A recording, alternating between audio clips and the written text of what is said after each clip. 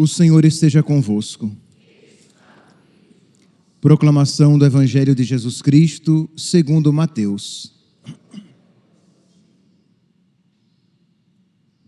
Naquele tempo, disse Jesus: Ai de vós, mestres da lei e fariseus hipócritas, vós sois como sepulcros caiados, por fora parecem belos, mas por dentro estão cheios de ossos de mortos e de toda a podridão.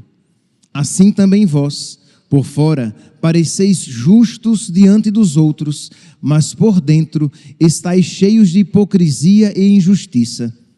Ai de vós, mestres da lei e fariseus hipócritas, vós construís sepulcros para os profetas e enfeitais os túmulos dos justos e dizeis: se tivéssemos vivido no tempo de nossos pais, não teríamos sido cúmplices da morte dos profetas. Com isso, confessais que sois filhos daqueles que mataram os profetas.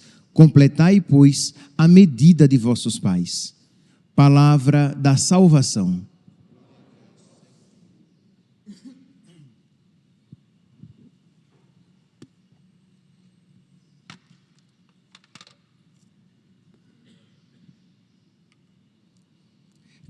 Caríssimos irmãos e irmãs, ontem celebrávamos Mônica, a mãe santa. Hoje celebramos Agostinho, o filho santo também. Que alegria, né, meus irmãos? Que alegria celebrarmos esta santidade na família. Isso deve nos inspirar a todos também, né? A corresponder com a graça de Deus, para que vejamos também frutificar na nossa família a santidade.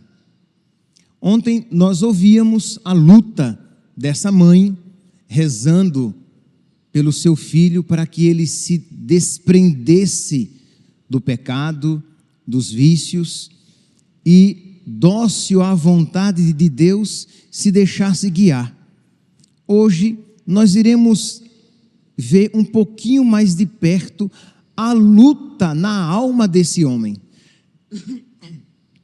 Isto é, todo aquele processo de conversão, como foi que aconteceu na sua alma, segundo as palavras do próprio Agostinho.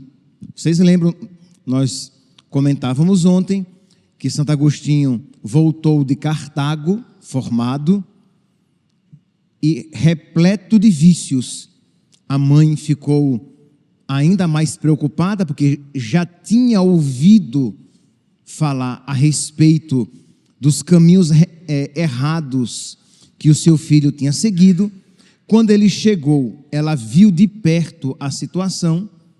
Agostinho resolve ir para Roma, porque lá ele tinha um campo de trabalho maior. Ele era retor, ele era uma mistura de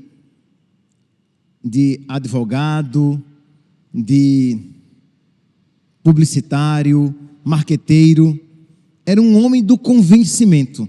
Então vocês podem imaginar, meus irmãos, um homem com a capacidade que ele tinha de convencimento, mas no erro, convencendo muitos outros no erro também.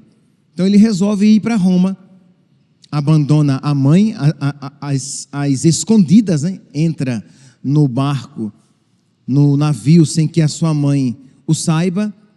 Sua mãe vai atrás. Lá de Roma ele vai para Milão, sua mãe sempre no seu encalço. Ele vai para Milão. Lá ele ouve dizer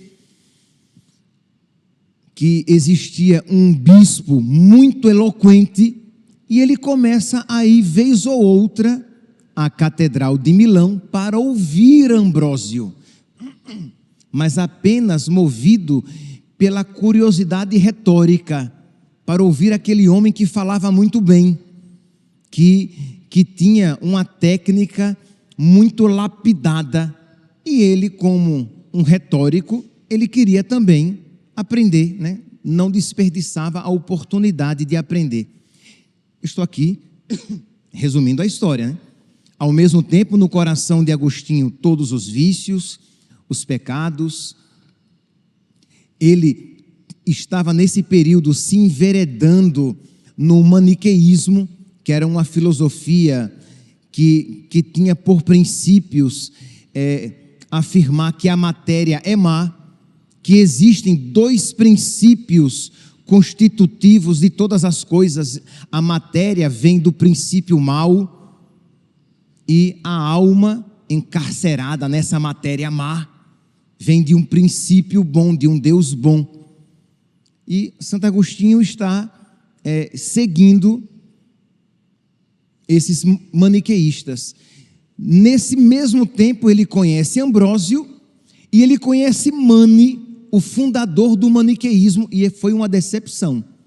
Quando ele conheceu Mani, fundador do maniqueísmo, ele viu que Mani não oferecia respostas para as suas inquietações. Que Mani não era um homem, intelectualmente falando, tão alto quanto ele esperava. E foi uma decepção, ao contrário de Ambrósio, que ele viu que era um homem de uma estatura espiritual e intelectual admiráveis. Sim. Então ele vai e começa a frequentar cada vez mais, mas, repito, sempre mantendo uma certa distância, porque ele não queria se converter. Ele estava ali apenas para aprender algo que lhe aumentasse a sua capacidade técnica para ele exercer a sua profissão neste mundo. Mas Deus é o divino aproveitador, né? Nosso Senhor vai se aproveitando das pequenas brechas que nós vamos lhe oferecendo. E Agostinho, que ia lá apenas com um intuito humano, Nosso Senhor começou a abrir uma brecha no coração dele para deixar entrar a sua graça, e começa o processo de conversão naquele homem tão inquieto e que buscava a verdade. Aqui, meus irmãos, é interessante ressaltar que Santo Agostinho, ele era, nesse sentido, ele era um homem reto. Ele buscava o conhecimento da verdade e ele estava disposto a, encontrando a verdade, pagar o preço da verdade. Então ele começou pouco a pouco a se reaproximar da Igreja Católica, e ele começou a perceber que se ele se entregasse àquela verdade que ele estava descobrindo, que era coerente, que ali sim era verdadeiro, aqueles argumentos eram verdadeiros, a sua alma encontrava o sentido para a sua vida, ele precisava abandonar muita coisa. Quem quiser me seguir, renuncie a si mesmo, tome sua cruz e me siga. Quem quiser ganhar a sua vida, vai perdê-la.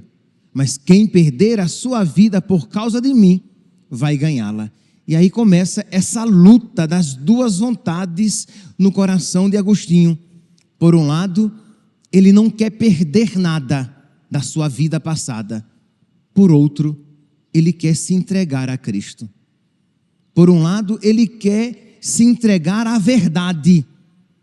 Por outro lado, ele não quer perder os prazeres fugazes, momentâneos e ilusórios que o mundo oferecia.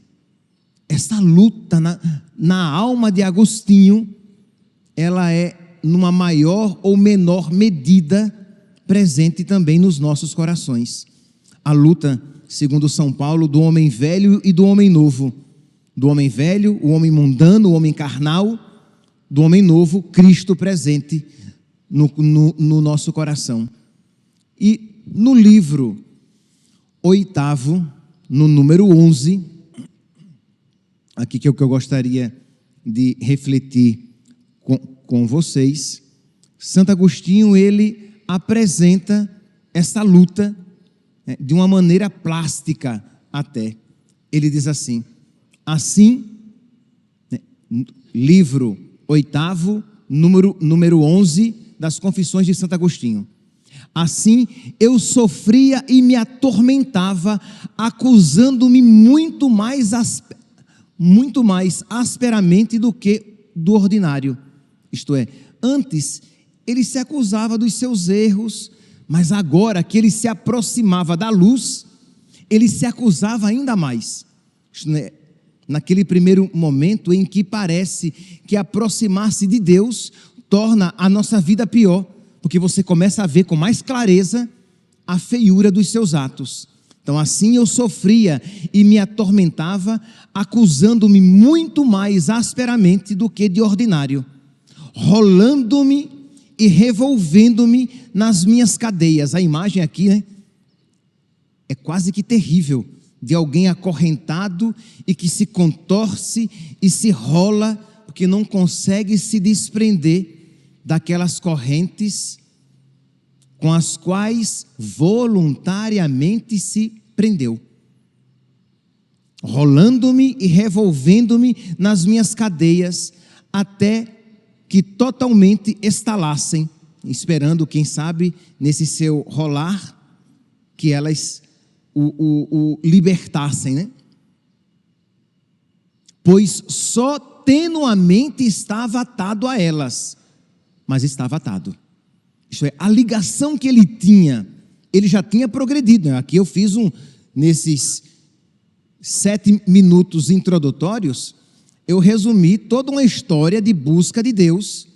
Então, ele já tinha progredido bastante, ele já tinha largado vários vícios, mas ele ainda estava ligado a alguns, e estava ligado tenuamente, mas estava ligado. Enquanto não se rompe completamente com o pecado, você não pode entrar no estado de graça, de amizade com Deus. De modo que você nem tem a alegria de estar com Deus, e ao mesmo tempo você nem desfruta dos falsos prazeres do mundo, porque você já se desligou muito do mundo e já vê o mundo como tal. Mas enquanto você não mergulhar de cabeça, não vestir totalmente a camisa, não abandonar completamente os pecados, você também não experimenta plenamente a felicidade de estar com Deus. Então era essa a situação de Santo Agostinho, e infelizmente, não poucas vezes, essa é a situação de muitos, né?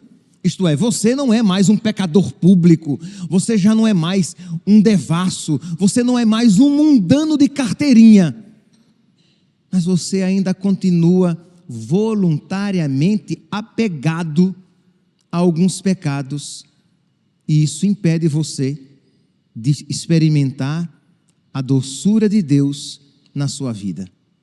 Isso faz com que você nem encontre satisfação no mundo, que você já vê como mal, mas não consegue saborear Deus, porque a Ele ainda não se entregou completamente. Você fica ali naquele limbo de insatisfação e instabilidade. Pois bem, então ele diz: e vós, ó Senhor, estáveis nos recônditos do meu coração. E Deus ali presente, escondido, guiando toda aquela situação. Com severa misericórdia, duplicáveis os açoites do temor e da vergonha, para que eu não afrouxasse.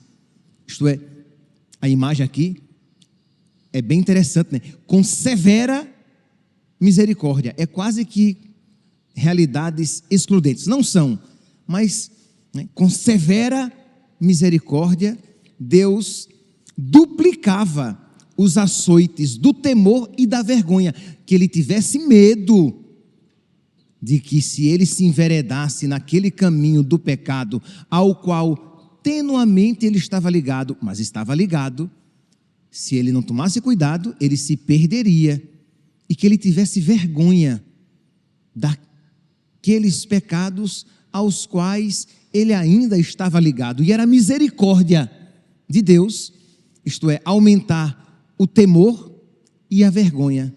que livre-nos Deus de perdermos o medo de ir para o inferno e a vergonha pelos nossos pecados.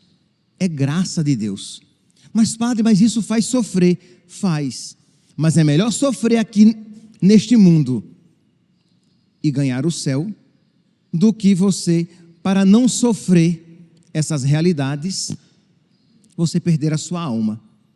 São João, ele vai dizer que há 2 tipos de tristeza. Uma tristeza que me leva à conversão.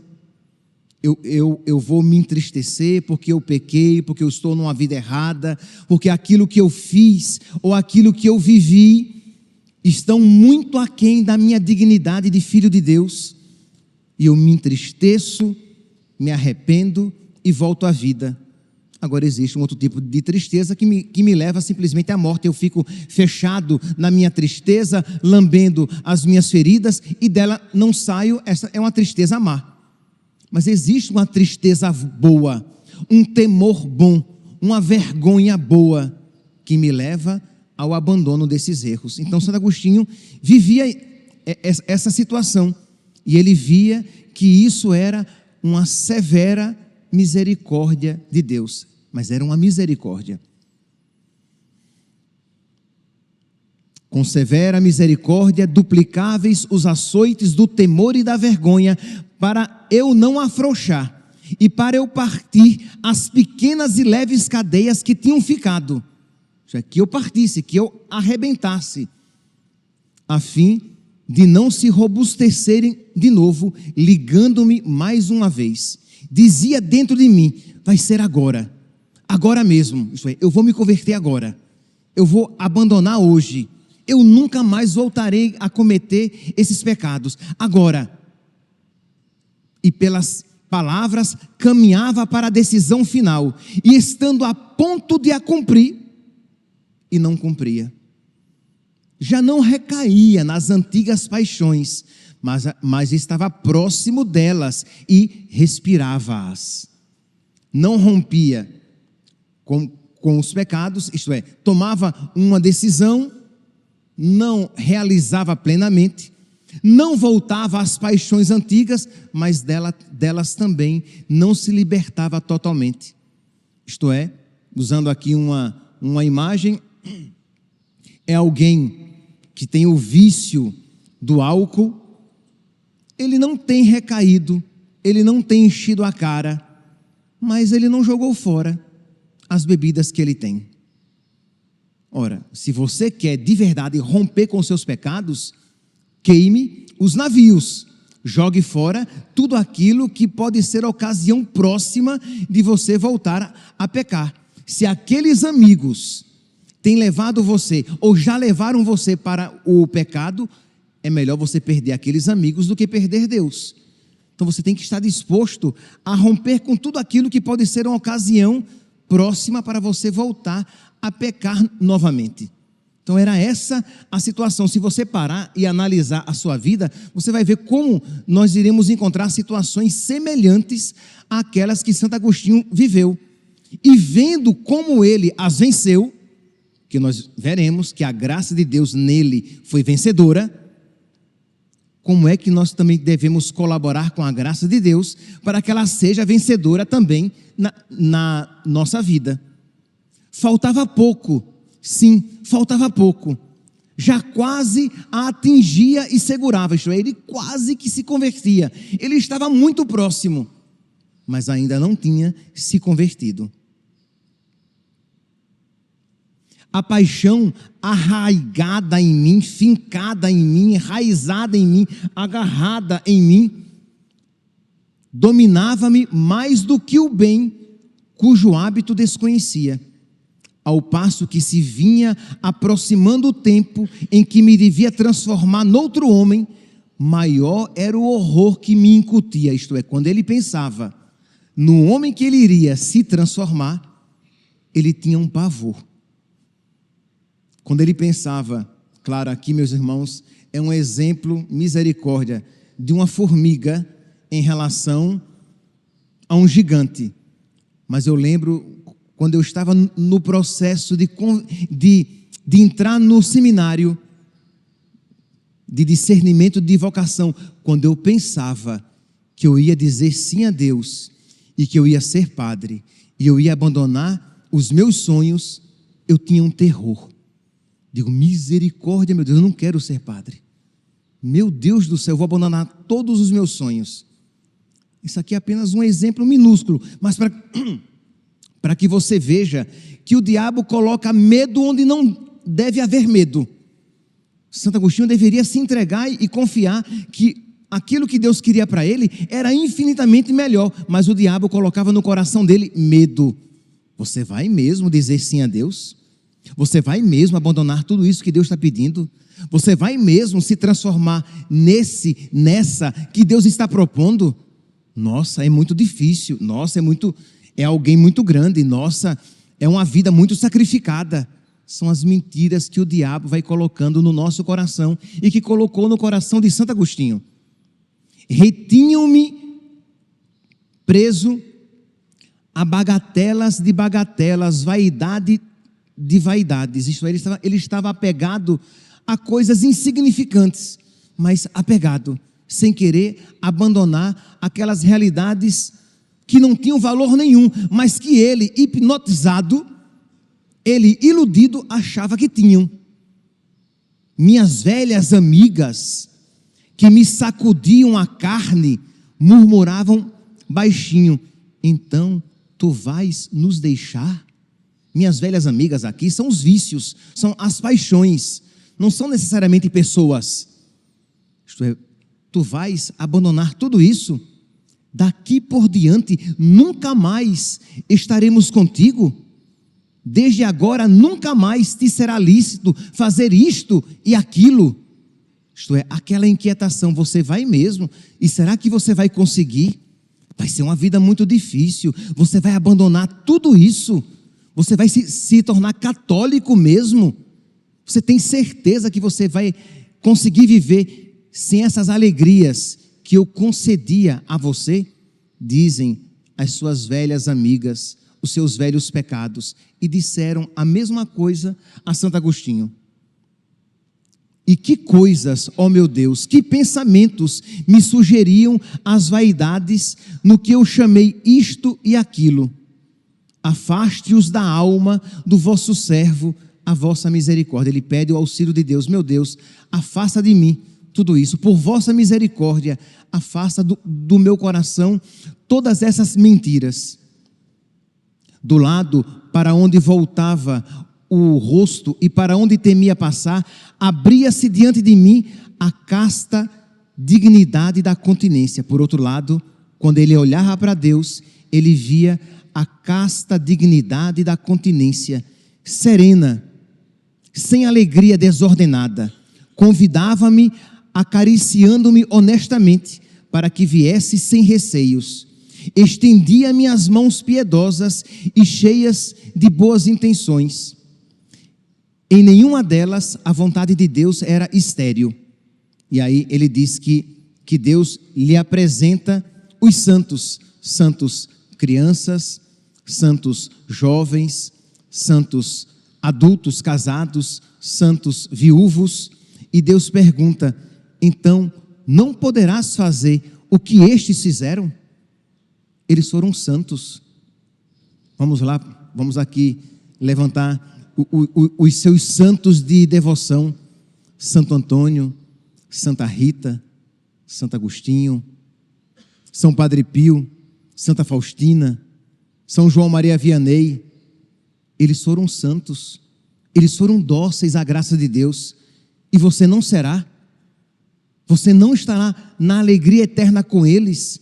Você também não experimentará a alegria que eles experimentaram? Eles foram dóceis a Deus e a graça de Deus neles foi vitoriosa. Você também não vai cooperar com a graça de Deus para que ela seja vitoriosa em você também? Ou você vai ficar amarrado aos seus pecados? Ou você vai ficar amarrado a essas bagatelas de bagatelas, a esses viciozinhos que têm impedido você de progredir na vida espiritual? Pequenas preguiças, pequenas faltas de generosidade, esse apego às redes sociais, um apego desordenado às redes sociais, um namoro não muito honesto.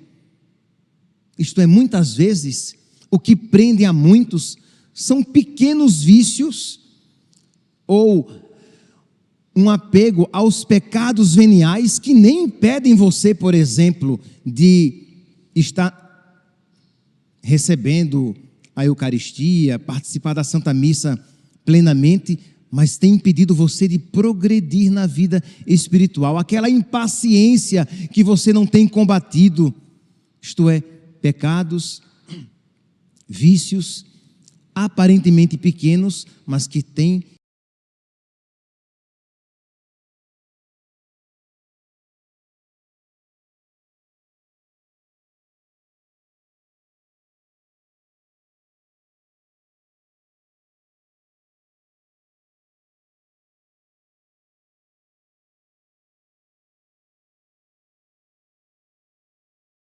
renunciar ao mundo. Então nós podemos ver, meus santos, o efeito, a graça que foi a oração de Santa Mônica na vida de Santo Agostinho, porque ele estava nessa luta. Rezar por vocês e de rezar também pelos seus filhos, pelos seus pais, porque a luta da conversão, né, o processo de conversão, o processo de santidade é uma luta constante. Então você que percebe esta luta, seja uma luta de conversão, seja uma luta de crescimento espiritual, você que percebe isso em você, não desanime, suplique a graça de Deus e suplique a cada dia. Peça a nosso Senhor que tenha para que eu seja dócil à tua vontade.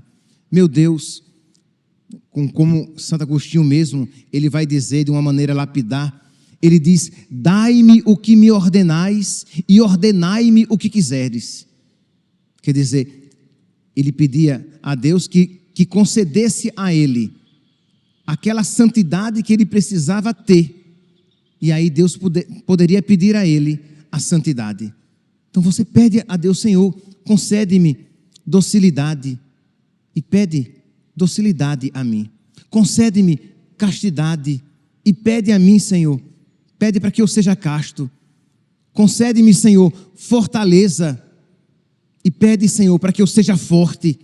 Mas por misericórdia, Senhor, concede-me esta graça. E neste processo de você pedir a Deus que lhe conceda, você aprende a querer o que você está pedindo. Porque muitos, ou melhor, todos os pecados dos quais você não se liberta porque você não quer. Porque se você quisesse, a graça viria em seu socorro. Que quando Deus quer que todos nós nos convertamos, se nós não nos convertemos, é porque nós colocamos obstáculo à graça de Deus. Deus quer que todos os homens se salvem e cheguem ao conhecimento da verdade. Então peça: meu Deus, eu quero querer me libertar dos meus pecados. Eu quero querer, que Deus queira que todos cheguem à sétima morada da santidade, aí é uma coisa. Mas que Deus queira que todos nós nos convertamos e nos salvemos, Deus quer. Então Deus quer libertar você desses pecados aos quais você se sente atrelado. Deus quer que você ame de verdade e se liberte desse coração egoísta, mesquinho, tacanho, que fica negociando o que faz e o que não faz por Deus. Então peça: meu Deus, concede-me esta graça, Senhor. Dá-me um coração santo para que eu te ame de verdade. E aí o Senhor pode pedir todo o amor de mim. Porque é uma luta, meus santos, é uma luta cotidiana, mas que nós precisamos entrar nesse embate sabendo que nós temos ao nosso lado Deus que quer a nossa santificação. E diz então, no auge então do processo aqui de Santo Agostinho, Deus diz a ele: por que te apoias em ti, ficando assim tão instável? Isto é, Santo Agostinho até então ele vivia todo esse processo, esse medo de se entregar a Deus, mas se apoiando apenas nas próprias forças. E Deus diz: lança-te, né? A casta sabedoria, falando com ele, né? Lança-te nele, em Deus, e não temas, ele não fugirá de ti, tu não cairás, lança-te confiadamente, e ele, recebendo-te, curar-te-á. Isto é, a casta dignidade da continência diz a ele: lança-te em Deus, e as mãos de Deus estarão lá para te receber. Lança-te em Deus e tu não te arrependerás. O grande receio nosso é: e se eu entregar tudo e não for feliz? E se eu me jogar em Deus e quebrar a cara? E nós, meus santos, nunca iremos encontrar ninguém que colocou lá na sua lápide, quando morreu: me arrependi de ter me entregado totalmente a Deus. Me arrependi de ter sido um católico fervoroso. Me arrependi de ter apostado todas as minhas fichas em Deus. Porque aqueles que esperam em Deus não se decepcionam. E isso os santos testemunham para todos nós. Que hoje então, neste dia de Santo Agostinho, nós peçamos a Deus por intercessão dele, por intercessão de Santa Mônica, dos nossos santos de devoção, para que eles nos alcancem esta graça, a graça da conversão, para que nós possamos nos entregar totalmente a Deus e encontrar já neste mundo a felicidade pela qual tanto almejamos. Louvado seja nosso Senhor Jesus Cristo, para sempre seja louvado.